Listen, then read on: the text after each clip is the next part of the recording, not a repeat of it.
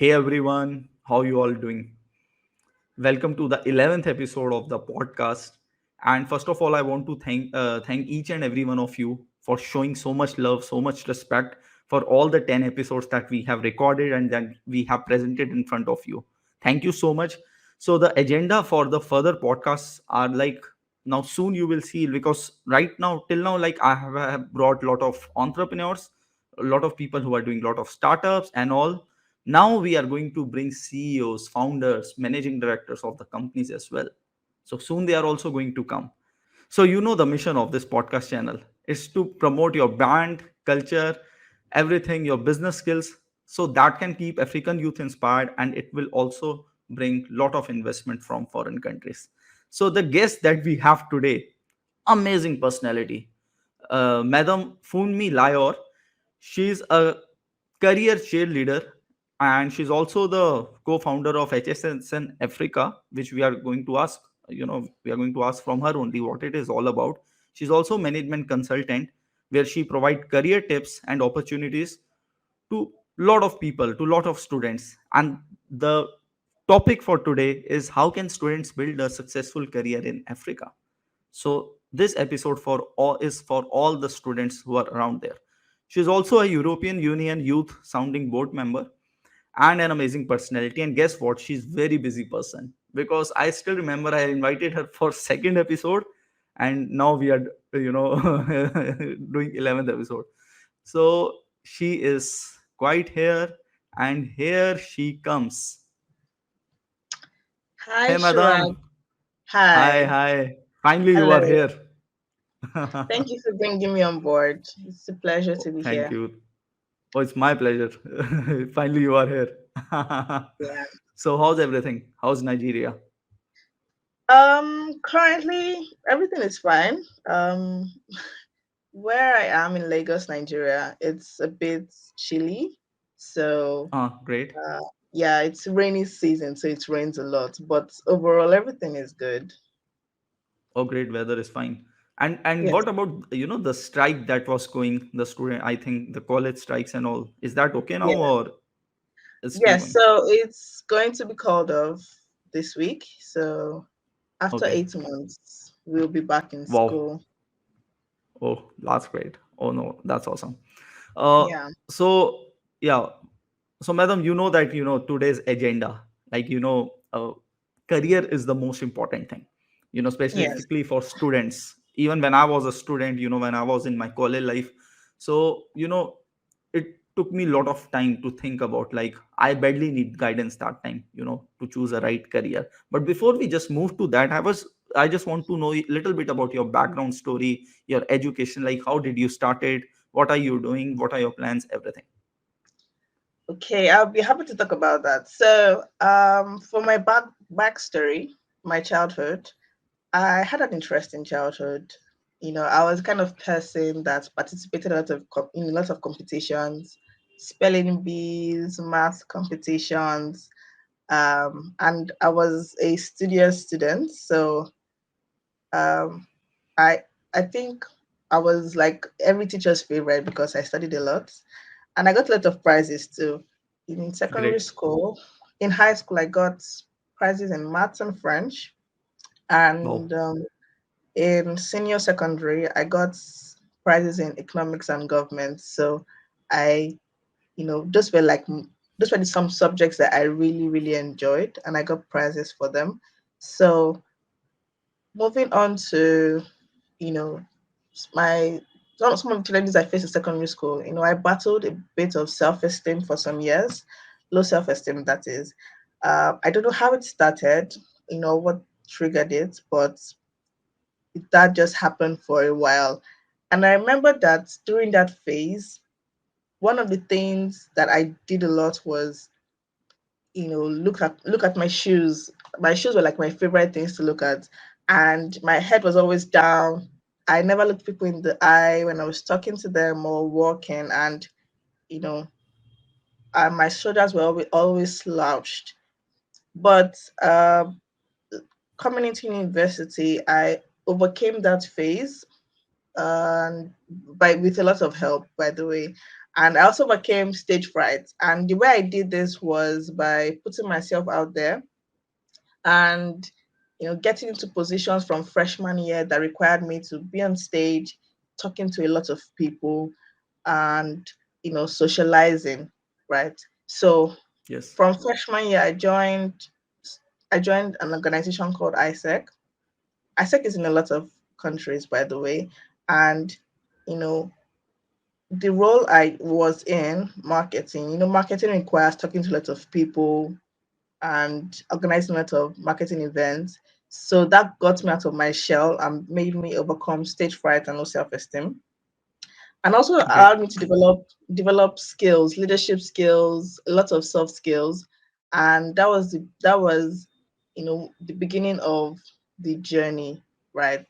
And I would say that putting myself out there early made me informed, right? And this information made me intentional about my growth and developing myself. For my academic background, I have a background in law. I'm currently in my fifth and final year at the University of Lagos in Nigeria. Great. Oh, that's amazing story. That's great.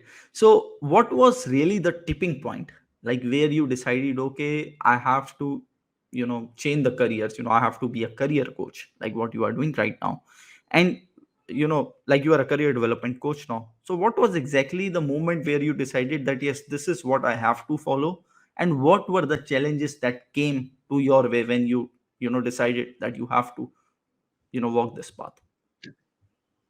Okay, so two things informed my decision to be a career coach. The first would be that, I noticed a lot of students were not conscious of life after school. So you Okay. have something you call a triangular life, right? Where you just attend classes, you go back home and to the library. So it's like a triangle. And then, you know, so many students are oblivious to the changing world of work and life beyond the classroom. So that was one Yes. major thing that influenced my decision. And the second thing was that I enjoy talking to students and talking to people Great. generally about growth, about their growth, right? And I might say that this was because of my involvement from freshman year, talking to students, and also I enjoy the talk, right? So these That's two great. decisions made me start. This was my tipping point, right? Or this were my decision. Well, those were the things that influenced my decisions. And I can't exactly remember how I got into career coaching, but I know I started with a bit of advice, so giving advice on how you can improve your career and what you can do better, and just sharing my experiences on career growth.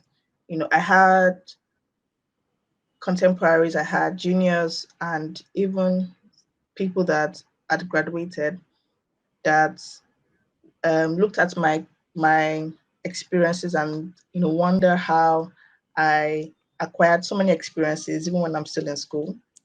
And for some, it comes as a surprise that I'm still a student. But you know, through my 6 years in school, I have worked every year. You know, every year that I was on break. So that's my experiences from those my experiences from those internships and volunteering projects came in handy when I had to advise them on how to take next steps to determine their career and what they need to do to put themselves out there and not join the unemployment statistics, because unemployment can be a very scary thing, right? And you don't want to Yes. spend so many years in school and now come out of secondary come out of university with no clear path on what you want to do, right? Now, Yes. for the challenges that are faced, I would say that the strike that affects the academic calendar of so many students makes them uncertain about when they're going to be done with school. including Hmm. myself, right? When I was in high school, I made plans that, oh, by 2021 I'll be done. But as this strike would have it, that has plagued educational institutions in Nigeria, I wouldn't be done until 2023. That's like 2 years gone already. And for some students that this affects, it makes them drop out and Hmm. just focus on something else. But for some that still continue on the journey, they lose interest in their course of study and just focus on something else, right? So I would say Yes. that is one major challenge that affects myself and so many other students, you know, on this journey. Yes. Oh, I appreciate your openness. And like I also interviewed a lot of coaches. Like last time also I was interviewing a coach, and because I'm also a business coach. So you are a career coach, Okay, I'm a business coach. awesome. So we were discussing, yeah, one thing about the Nigeria, the strike and all those things. So they were saying that now students, they are more aware. Yes, they have lost the education and all these things, the time and all, but most Hmm. of them, yes, you are right, like some of them they have dropped out. But Yeah, he told me like most of them, they are aware now, like they just cannot rely only on this school education. They yeah, have to do something extra. So many yeah. people, they come up with, let's say, digital marketing, all these Hmm. things, coaching and all Yes. these things, they just come in. So even he was because I'm a business coach, so I'll talk you separately about it. So he was saying that let's do a event together online.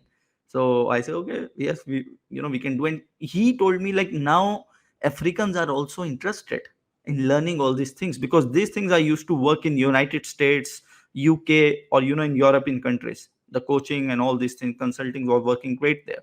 So this thing has really helped them, like specifically Nigerians, because they get a gap. But most of them, they did something extra. Some learned graphic designing, some learned something else.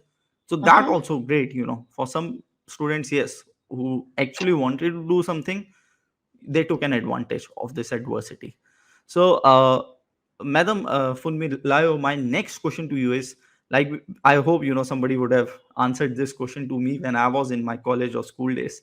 Like, what Hmm. factors to be considered well to choose a right career? Okay. So I would start by saying that there are a lot of factors to consider. Okay. And in career workshop I did in August, I mentioned to the participant that when choosing a career, some of the things that are necessary to consider are natural interest. So Okay. what is it that you enjoy doing without thinking too much? So if you do not have to worry about where resources were coming from, or um, how many hours in the day that you had, what is it that you could sit down to do for a long time and still enjoy doing after Yes. so many hours, right? So natural interest was one thing, and another thing is, what are you naturally skilled at, right? So interest and natural skills. So some people are naturally outgoing, so they enjoy socializing a lot. Some people enjoy Yes. planning, so you always see them plan and all of those things. Some people enjoy marketing, right? So what is it Yes. that Yes. you you are naturally interested in and naturally skilled at? And then when you make a list of all of these skills and interests, you also need to determine, like, what are those things that you can venture into that are in high demand right Okay. now, right? So if, for example, you notice that so let me use myself as a case study, right? Okay. I have a lot of background, but towards my sophomore year, my second year, I noticed that I was naturally inclined to finance, right? And anytime people brought up, oh, I have this challenge with my small business because we have a lot of student entrepreneurs, right? I was always there to, like, oh, what's the problem? Let's think about this together. And I noticed that I did a lot of that. So that was natural interest. but I was not skilled in that. What I was skilled in, based on my legal background, was research and you know critical thinking, because as a law student you have to think critically, right? So Yes. I was able to put two and two together and decide that I wanted to try out finance, right, and venture into it. Then I did not know there were so many areas of finance, and what I just had in mind was, oh, let me just try out finance, right? But upon joining a society in school called the Investment Society, I discovered quickly that there were, in fact, a lot of areas in finance. And, you know, for the next 2 years after I joined society, what I did was try to explore these different areas by attending trainings, by taking courses, and talking to people to really know what aspect of finance I was interested in more than the other. And, after all this discovery, I settled with management consulting. Right. So Okay. this was sometime in 2022 when I really decided to delve into management consulting and take my time to learn it more, build skills, gain experience, and know what it's about. So during the period of COVID, that we were also in strike, right? I just took the time Yes. to delve into it fully. And I went from zero to, let's say, a 5 6 because of the workshops I attended. I attended about 3 to 4 workshops during that break. And, Okay. the next year I got an internship with a consulting firm, a pro bono consulting firm called MZZ Africa. And I was able to then practicalize what I had learned, from the previous year, and Yes. develop more skills. So this time I was dealing with real life businesses and determining if this was actually what I was interested in. Before it was more theoretical than practical, but now I was able to gain that practical experience. So during that period of working with MCC for 7 months, I realized that, I was really interested in it, and it was not just a phase, right?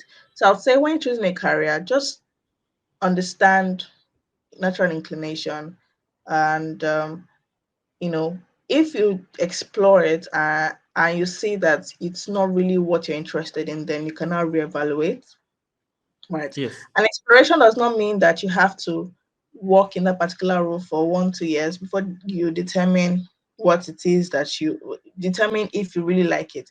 Exploration can be that you are talking to people that actually do the job so you can understand what their day to day is like.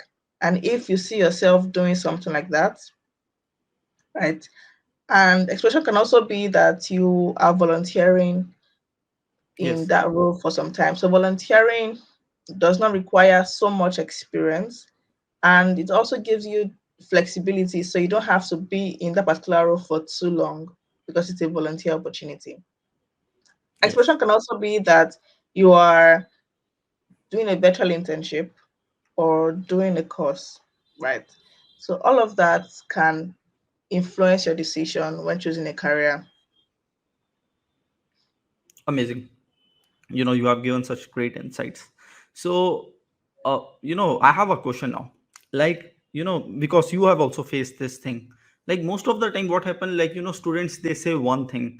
See, we don't know our strengths. We don't know what we have to Yeah. do, or yeah, or they even don't know like what training they have to take, or where should they go. Like you said one thing, like you know what they are naturally interested, like if they are interested into marketing, if they want, if they are more socializing and all, that's one thing.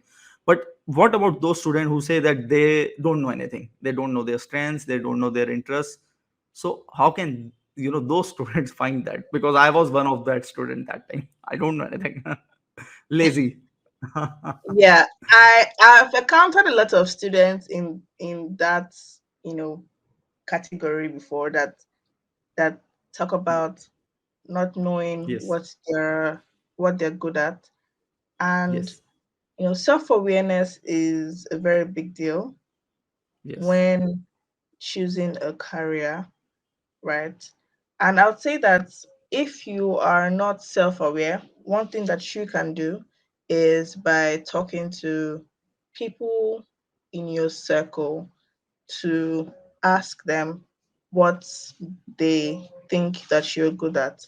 So, for instance, your friends, your family, and even people that you've worked with in the past, if you ask for feedback, they can tell you, oh, you are good at this, but you need to improve in this aspect, right? And then Yes. the aspect you need to improve on would now be your weakness because you are not so good at it and you need some time to improve on those things. So talking to friends and family. So when I was in my sophomore year, I had some Mm. friends tell me that, oh, you're really, really good at this. Why don't you consider taking a career in this path? Right. So even when I was not aware of it, I already had people telling me, oh, you're good at this. So try this. Right. And that was a realization. So talking to people can actually help you to see what you don't see in yourself. Right. Right. Another thing that I would say is think about what you really enjoy doing. So some people that say they don't know what their strengths are, for it can be that they are introverts, they don't go out a lot, but while they are indoors, they are doing something, right? I want to believe that they're doing something. So what is it that you're doing, and how are you using that time? What are you using that time for? If you look inwards and look at the things that you're naturally inclined in, you will see that there are some things that you that comes naturally to you. Like you don't have to stress too much to do it, right? Before before you are able to finish the work. So think about these things, ask people, and take some time to put yourself in challenging situations so that you can see what you are good at and not good at. There are some people that unless they are in challenging situations before they know how far they can stretch, right? Yes. For instance, That's important. you know, for instance, I have found myself in challenging situations where I've had to do things that I did not even think I could do and stretch beyond my limits. But then, now that I have been in such a situation, I'm able to say confidently that, oh, I'm really good at this. I have been there, I've done that, and you know, if I'm in any other situation like this, I know I can cope, right? So it will take More power number to one, you. it will take number one, a lot of self-reflection. The second thing is talking to people, and the third thing is Yes. putting yourself in challenging situations to know what you're capable of doing.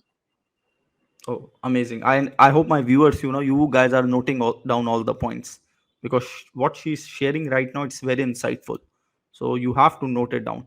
So, madam, my next question to you is going to be, something I also discussed this question, in one of my episode with a lady at Ronke Salami. Like, she also helped, students in writing out, their resumes and all those things. So she told me, yeah, one thing, that when she receives 1000 resumes, she reject more than 900 straight away. And when she send the remaining resumes to the company only call out 5 or 6 people for an interview, and they only select one. So my question to you is, which is the biggest problem right now, why students are not able to meet the corporate expectation today? Like corporate Okay. say, because see, these are the students who have spent lot of money on universities, high Mhm. education and all. But when they go to a corporate world, the corporate boss says, see, I don't think you are ready for the job, better find something else. And that's why I have seen this thing when I was in Ghana. More many educated students, the pass out Yeah. student, the graduated, Yeah. they were working as a labor. And I was surprised. They say we don't have any other work. The corporate is not ready to take us. So I asked them that, what your degree is for. So what do you say on this? Okay.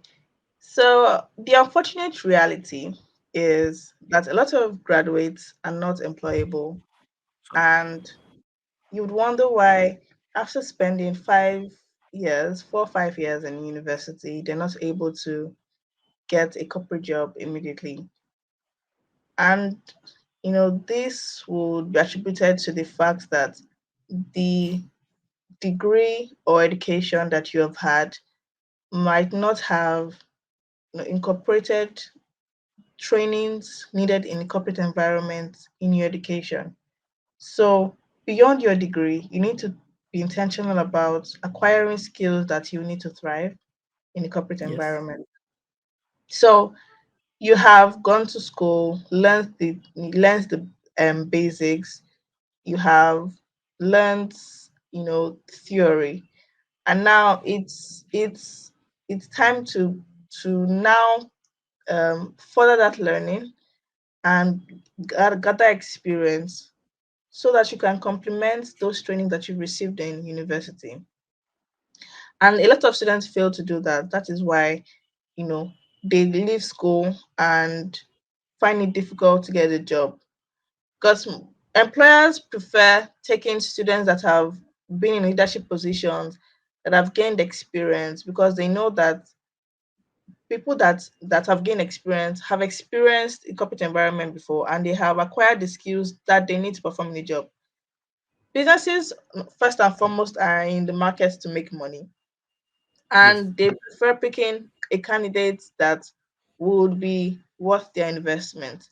So, how would you increase your market value? The only way to do that is by investing in yourself and acquiring Yes. skills in related to your niche to make you stand out. There's going to continue to be a lot of applicants, right?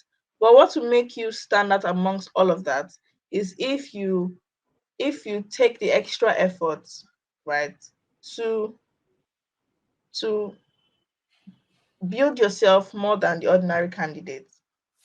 So, for Right. instance, you want to um get an internship, or you finish university, you want to start working as an investment banker. Some Yes. things that I would expect you as an employer is to know how to read financial statements, right? Right. Know how to do financial modeling, Yes. know how to think critically. You're good with maths and all of those things.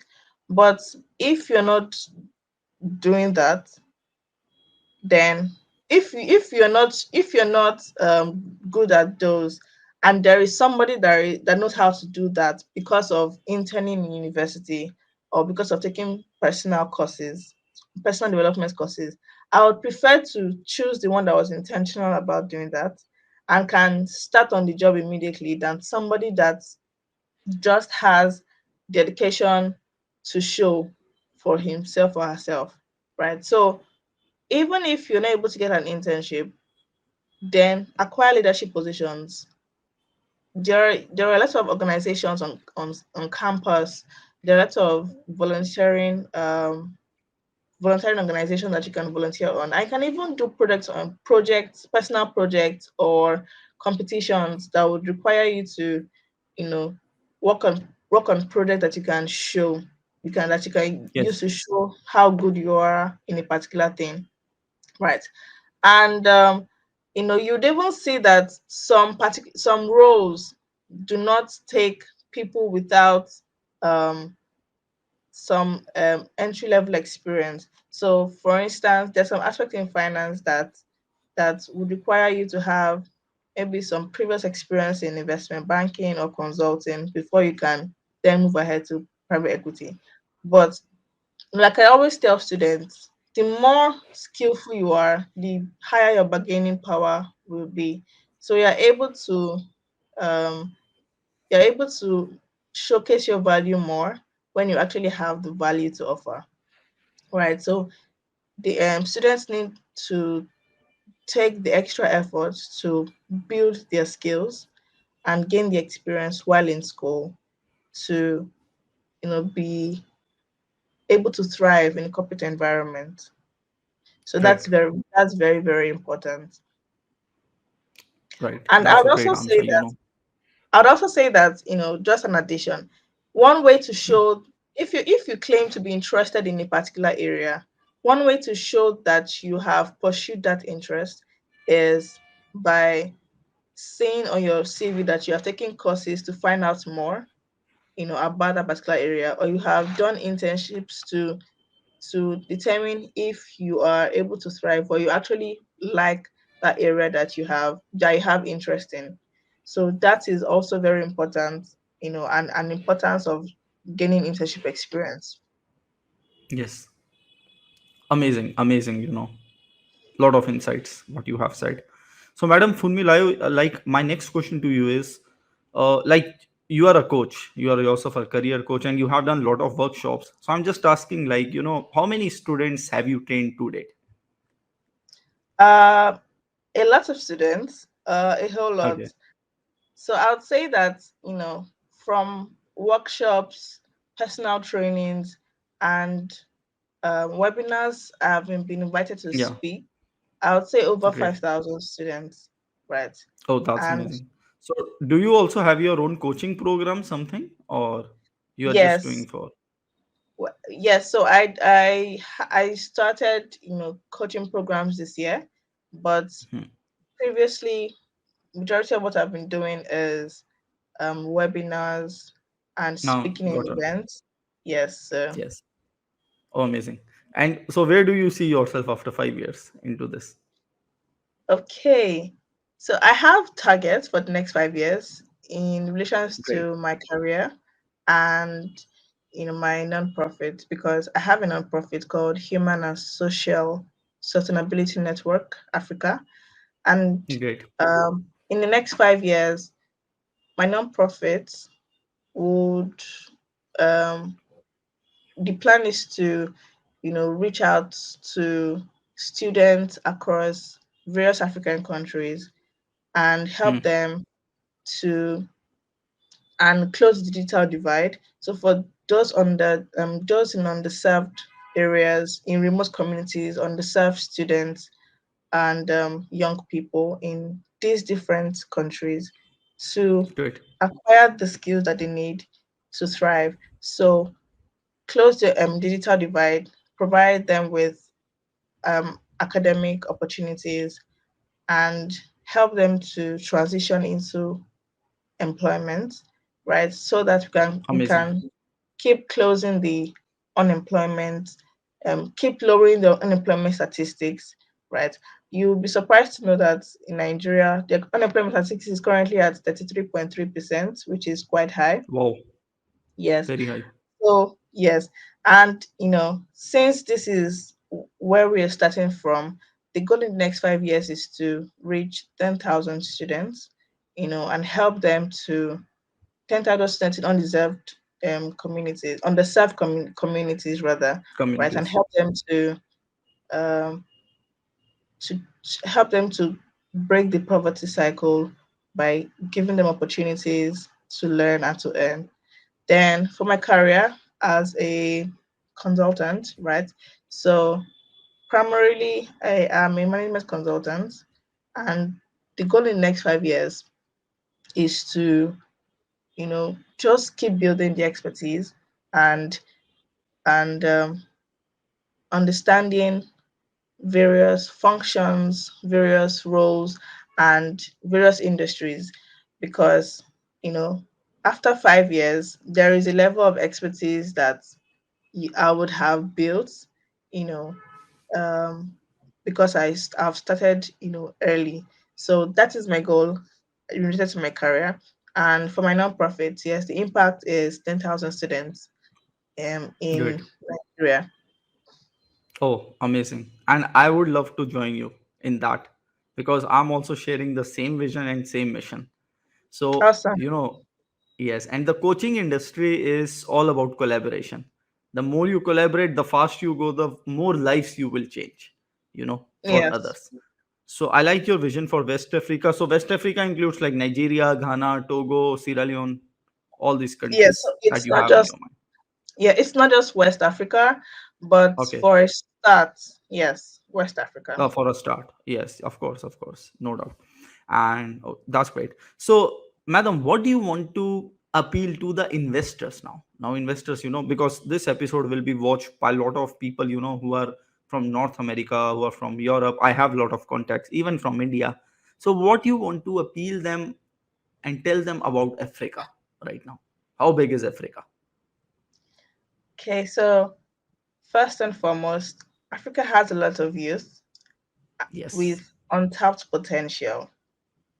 And I believe that if put in an environment of learning and equal opportunities, they would thrive and build a lot of innovative solutions that will change world problems.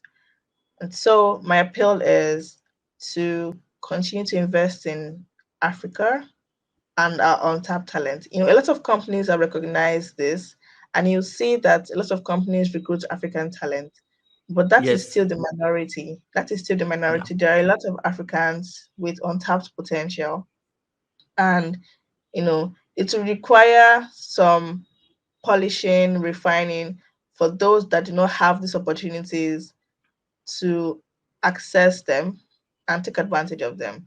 So for for those kind of people, they just need extra attention, a lot of investment, and opportunities to grow.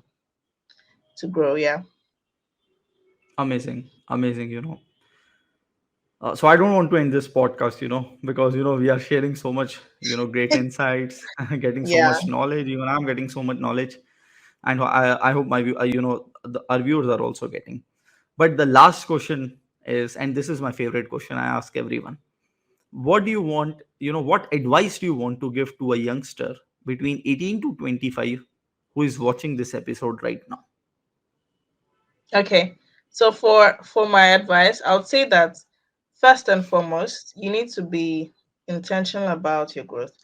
Putting yourself out there early would help you to get informed on time. And like I always say, knowledge is power. And there is this thing about the law of attraction. When you Yes, desire something, you suddenly attract it. yes, And it has happened to me a lot of times. So if you put yourself out there and you are intentional about your growth, then you begin to attract these things early and make a break on time, right? So you not have to worry about what to do after school or worry about joining the unemployment statistics.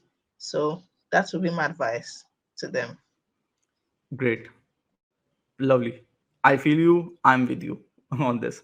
And I just want to add one more last thing, and that's my last Okay. message to all the viewers, specifically, to the students who are watching. Don't rely on your school or university education anymore. Just don't rely on that. As Fúnmiláyọ also said one thing: you have to invest in yourself in different skills. You have to learn. You have to invest. And investment is yourself is the biggest investment.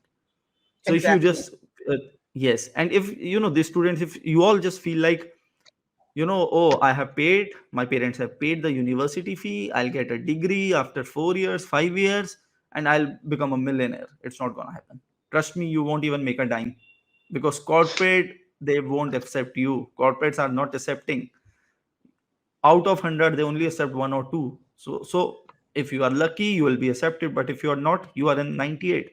So how you are going to get accepted is when you're going to invest in yourself, new skills, internships, programs, trainings, coaching, all these things.